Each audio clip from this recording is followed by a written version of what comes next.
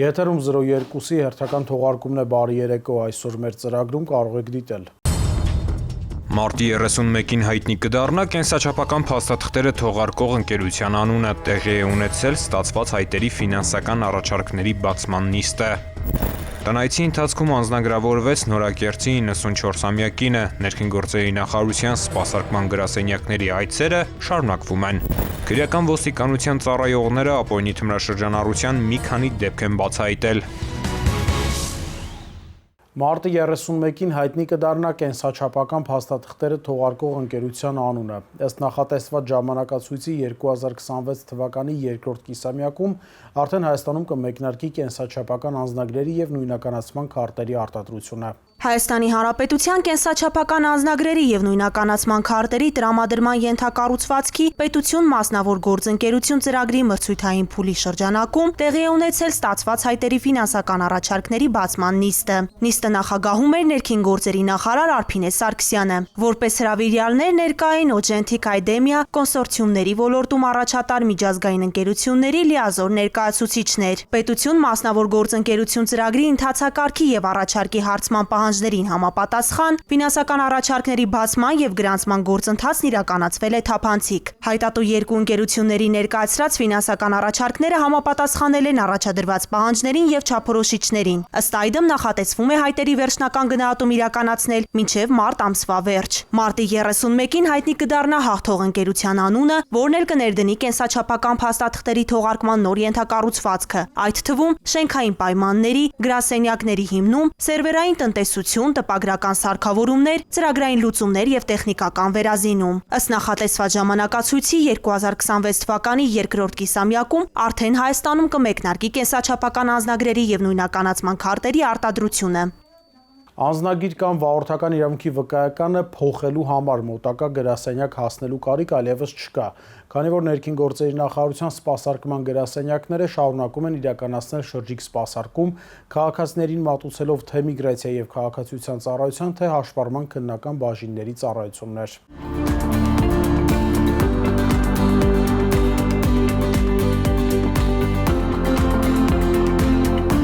Ներքին գործերի նախարարության սպասարկման գրասենյակները շարունակում են աշխատանքը համայնքներում ապահովելով հանրային ծառայությունների առավելագույն հասանելիություն։ Մարտի 20-ից 21-ը շրջիկ սպասարկման մեքենաները Գեղարքունիքի և Լոռու մարզերում էին, Վարդենիս, Ճամբարակ, Թումանյան և Աղթալա համայնքներում։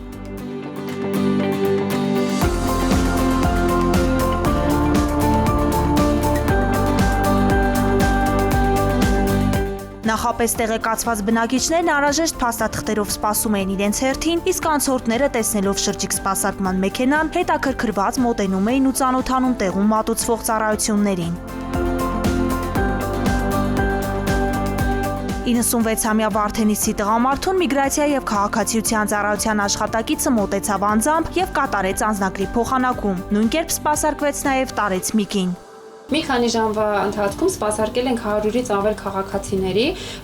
շրջիկ ձևաչափով ծառայությունների մատուցումը բավական մեծ գնահատանքի է արժանացել քաղաքացիների կողմից, քանի որ այն խնայում է քաղաքացիների և ժամանակը և ֆինանսական միջոցները։ Ամենապահանջվածը եղել է անձնագրավորման գործողությունը, մատուցել են քաղաքացիներին անձնագրի փոխանակման, առաջին անգամ անձնագրավորման, ինչպես նաև այլ ծառայություններ։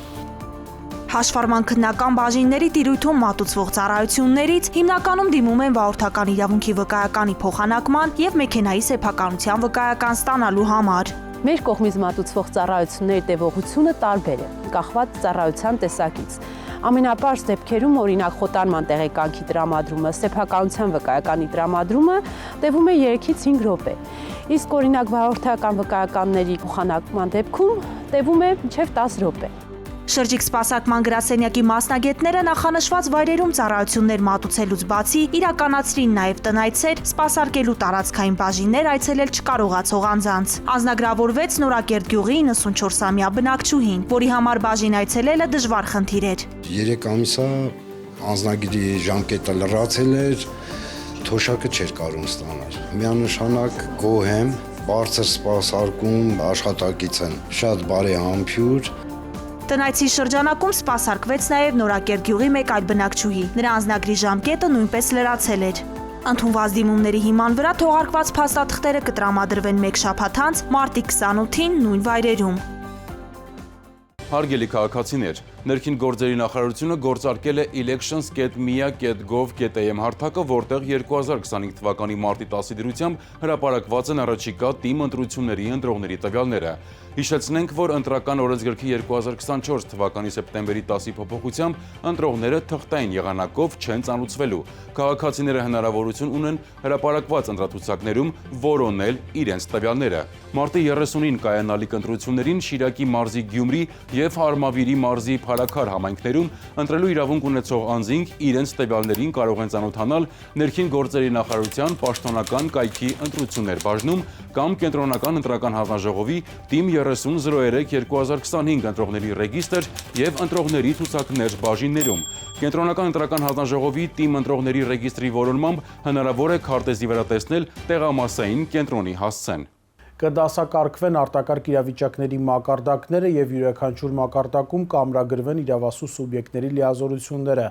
ունենալով կառավարման հանրապետական, մարզային, համայնքային, տեղային, օբյեկտային մակարդակներ։ Գործընթացների կառավարումը դյուրին դարձնելու նպատակով նախատեսվում է աղետների ռիսկի կառավարման և արտակարգ իրավիճակներում գործելու պլանները դարձնել թվային և արագ հասանելի։ Մարտի 25-ին ազգային ժողովի հերթական նիստում ներքին գործերի նախարարի տեղակալ Արմեն Մկրտչյանը քննարկման է ներկայացրել օրենսդրական նախաձեռնություններ, որոնց ընդունման արդյունքում կլավարկվեն ներքին գործերի նախարարության ենթակա կառույցների գործունեությանն առնչվող մի շարք ուղղություններ։ Արմեն Մկրտչյանն առաջին ընթերցմամբ քննարկման է ներկայացրել աղետների ռիսկերի կառավարման և բնակչության պաշտպանության մասին ու վարչական իրավախախտումների վերաբերյալ Հայաստանի Հանրապետության օրենսգրքում լրացումներ կատարելու մասին օրենսդրական փաթեթը։ Ներքին գործերի նախարարի տեղակալն ընդգծել է, որ օրենսդրական նախաձեռնության անհրաժեշտությունը պայմանավորված է արտակարգ իրավիճակներում բնակչության պաշտպանության համակարգի գրեթե բոլոր մակարդակներում աղետների ռիսկի գիտակցության ոչ բավարար աստիճանով։ Նրա խոսքով արտակարգ իրավիճակներում բնակչության պաշտպանության մասին գործող օրենքն ընդունվել է 1998 թվականին, ինչը չի համապատասխանում ներկա կառավարման համակարգին և միջազգային պահանջներին։ Փաստաթուղթը մշակվել է միջազգային փորձի տևական ուսումնասիրման արդյունքում, հաշվի են առնվել նաև Լոռու և Տավուշի մարզերում 2024 թվականի մայիսին տեղի ունեցած աղետալի դեպքերը։ Փոխնախարարի գնահատմամբ նոր կարգավորումներով կտրվի կայուն ինստիտուցիոնալ լուծում։ Չափորոշիչների կիրառմամբ կդասակարգվեն արտակարգ իրավիճակների մակարդակները և յուրաքանչյուր մակարդակում կամրագրվեն իրավասու սուբյեկտների լիազորությունները, ունենալով կառավարման հանրապետական, մարզային, համայնքային, տեղային, օբյեկտային մակարդակներ։ Կընդլայնվի նաև թվային գործիքակազմը։ Գործընթացների կառավարումը դյուրին դարձնելու նպատակով նախատեսվում է աղետների ռիսկի կառավարման և արտակարգ իրավիճակներում գործելու պլանները դարձնել թվային և արագ հասանելի, իսկ լիազոր մարմնին ընձեռել միասնական էլեկտրոնային համակարգ վարելու հնարավորություն։ Նախատեսվում է նաև արտակարգ իրավիճակի հետևանքով կյանքին, ինչպես նաև անձի գույքին և առողջությանը պատճառված վնասներից պարտադիր ապահովագրություն։ Միաժամանակ երաշխավորվի աղետի ռիսկի կառավարման և բնակչության պաշտպանության ոլորտը կարգավորող օրենսդրության պահանջների պատշաճ պահպանումը, դրանք խախտելու համար սահմանելով համապատասխան պատասխանատվություն։ Ազգային ժողովի պաշտպանության և անվտանգության հարցերի մշտական հանձնաժողովը նախագծերի փաթեթին դրական եզրակացություն է տվել։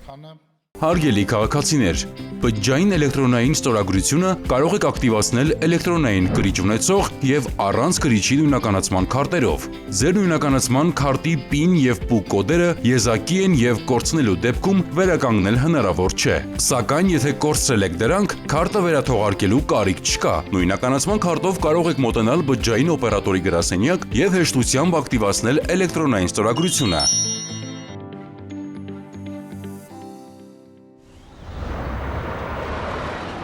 Շաբաթվա քրեական քրոնիկոնին առաջարկում եմ ծանոթանալ մեկ տեսաշարով։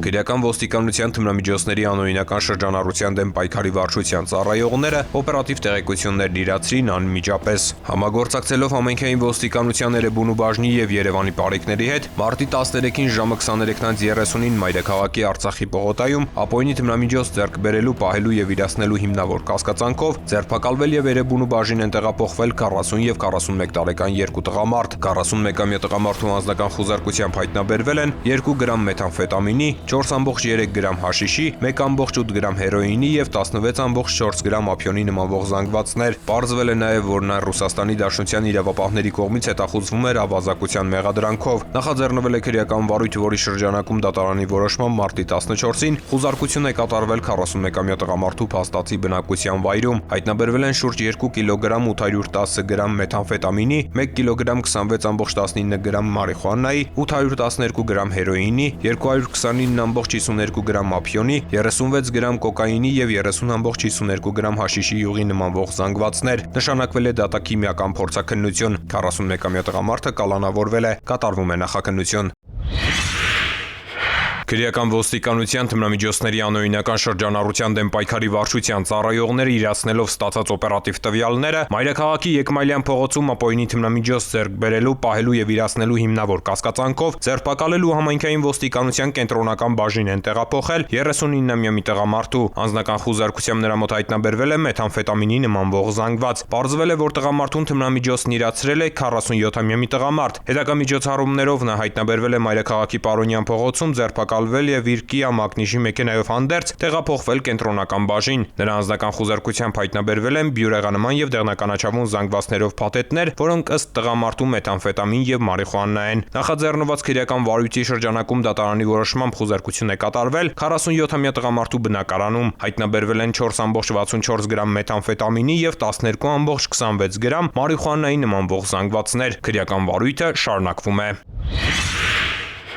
Քրեական ոստիկանության թմրամիջոցների անօրինական շրջանառության դեմ պայքարի վարչության ծառայողները իրացնելով ստացված օպերատիվ տվյալները մարտի 20-ին ժամը 18:50-ին մայրաքաղաքի Սվաճյան փողոցում ապօրինի թմրամիջոց ձեռք բերելու, պահելու եւ իրացնելու հիմնավոր կասկածանքով ձերբակալել են Երևանի բնակիչ 32-ամյա եւ 34-ամյա երկու տղամարդու եւ վերջինիս վարած Toyota Magnish-ի մեքենայով հանդերձ տեղափոխել համայնքային ոստիկանության Մալաթիայի բաժին։ Անձնական խուզարկությամբ ուղևորի մոտ հայտնաբերվել են 0.24 գրամ մեթամֆետամինի եւ 2.24 գրամ ափիոնի նմանվող զանգվածներ, նաեւ էլեկտրոնային կշեռք։ Քրեական ոստիկանները ձեռք են բերել բավարար ապացույցներ, որ նա թմրամիջոցը նույն օրը ձեռք է բերել 34-ամյա վարորդից։ Նույն օրը երկուսն էլ ներկայացվել են Մալաթիա Սեբաստիա վարչական շրջանի քննչական բաժին, նախաձեռնվել է քրեական վարույթ։ Դատարանի որոշմամբ մարտի 22-ին 34-ամյա տղամարդու վարած Toyota Magnish-ի ավտոմեքենայում կատարված խուզարկությամբ հայտնաբերվել է երկու փաթեթ 0.53 եւ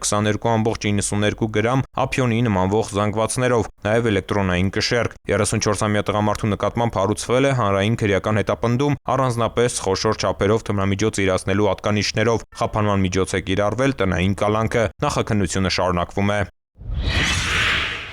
Մարտի 26-ին քրեական ոստիկանության Սյունիքի մարզային վարչությունում ստացվել է օպերատիվ տեղեկություն, որ Քարահունջ գյուղի 55-ամյա մի բնակիչ տանը պահում է զենք զինամթերք եւ թմրամիջոց։ Համայնքային ոստիկանության Գորիսի բաժնի ծառայողների ձեռնարկած միջոցառումների արդյունքում 55-ամյա տղամարդը խոստովանել է, որ ունի եւ մարիխուանա եւ զենք զինամթերք, որոնք պատրաստ է ներկայացնել։ Զննությամբ նրա տանը հայտնաբերվել է ողորկապող որսորդական հրացան, F1 տեսակի նռնակ ու պայթուցիչ, տարբեր տրամաչափի 218 փամփուշտ, ինքնաձիգի եւ գնդացիրի 3 պահունակ, նաեւ 52.18 գրամ մարիխուանայի նմանվող զանգված։ Արարատի մարզի քրեական ոստիկանները մարտի 26-ին օպերատիվ տեղեկություններ են ստացել, որ Խոսրովի պետական արգելոց ուղեկալներից մեկում Նիվա Մագնիշի ավտոմեքենայի վարորդը ինքնաձիգ է թողել։ Քրեական ոստիկանները մեկնել են նշված վայր, աշխատակիցները հաստատել են, որ Նիվայի վարորդը ուղեկալում թողել է ինքնաձիգ, որը պատրաստ են ներկայացնել։ Ձեռնարկված օպերատիվ հետախուզական միջոցառումների արդյունքում պարզվել է, որ ինքնաձիգը պատկանում է ՎԱԶ-21-21-ի 42-ամյա ուղևորին։ 42-ամյա տղամարդը տեղափոխվել է ձերբակալվածների պահման վայր, իսկ ՎԱԶ-21-21-ը տեղափոխվել պահպանվող հատուկ տարածք։ Համայնքային ոստիկանության Արմավիրի բաժնում մարտի 26-ին տեղեկություն է ստացվել, որ Արմավիր քաղաքի բնակիչ 25-ամյա երիտասարդը Չարենցի փողոցում գտնվող իր ավտոտնակում ապօրինի պահում է ատրճանակ։ Նա ձերբակալվել եւ տեղափոխվել է համայնքային ոստիկանության Արմավիրի բաժին։ Անձնական խուզարկությամբ 25-ամյա երիտասարդի մոտ հայտնաբերվել է ինքնաշեն թմբուկավոր ատրճանակ։ 3 դեպքով էլ կազմված փաստաթղթերը ներկայացվել են նախաքննական մարմին։ Ծանուցում ենթադրյալ հանցանքի մեջ կասկածվողը կամ մեղադրվողը համարվում է անմեղ, քանի դեռ նրա մեղավորությունը ապացուցված չէ Հայաստանի Հանրապետության քրեական դատավարության օրենսգրքով սահմանված կարգով, դատարանի օրինական ուժի մեջ մտած դատավճռով։ Կյանքն անգին է։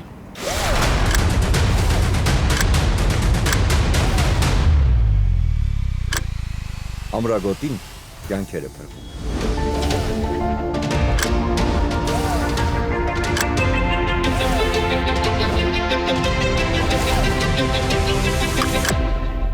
Ամրագոտին կյանքեր է փրկում։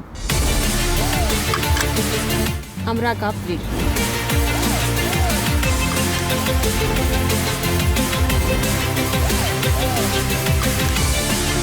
Ամրագոտին կյանք է փրկում։ Ամրագոտին կյանք է փրկում։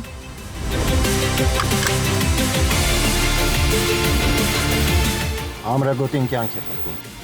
Ամրագոտին Կյանք է փրկում։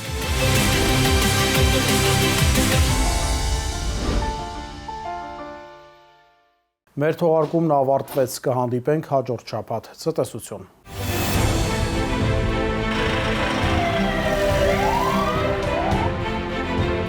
Վարորդները պարտավոր են կապույտ գույնի առկայծող փարոսիկ եւ ձայնային արձանշան միացրած շտապօգնության մեքենաների մոտենալու դեպքում զիջել ճանապարհը նրանց անխոճոդոտ անցումն ապահովելու նպատակով։